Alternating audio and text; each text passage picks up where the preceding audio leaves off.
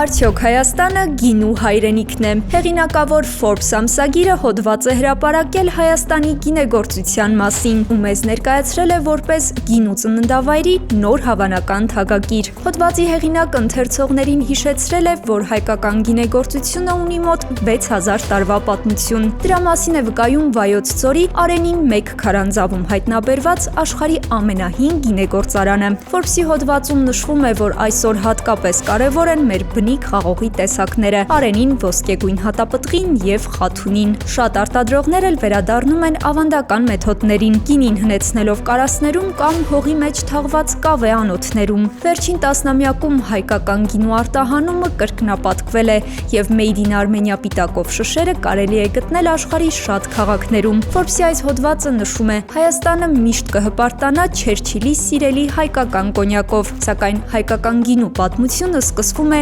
եգիպտական բուրգերից էլ հին քարանձավում, և դա բացատրում է, թե ինչու է Հայաստանը գլխավորում գինու ծննդավայրի մասին բանավեճը։ Իսկ դուք ո՞րն եք նախընտրում՝ հայկական գինի, թե կոնյակ։